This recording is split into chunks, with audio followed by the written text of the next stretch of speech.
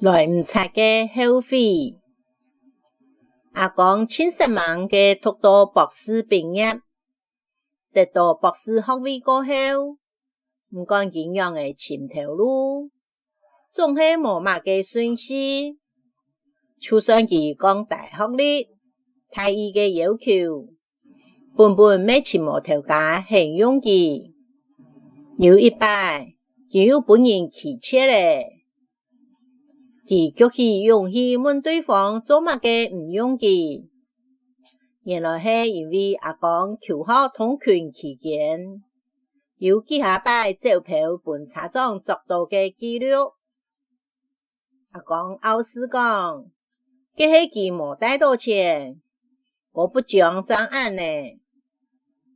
对方应佢，头一刀无听错系无带到钱，不过2摆。3摆，几下摆都按呢？那有人还会信系无带到钱？也下阿公张承认，佢有得会赚检票同查票制度嘅老粗孔，谈手里无大单，本自家嘅薯头又好看用。对方讲，因为阿公前嘅头路大部分都系研究单位。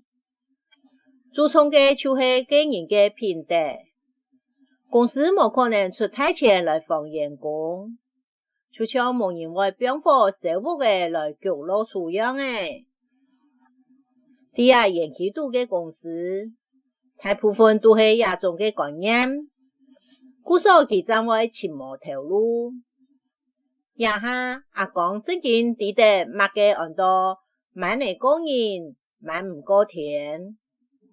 还是唔好谈一时嘅受利，对得起良心，尽量莫犯过错较好。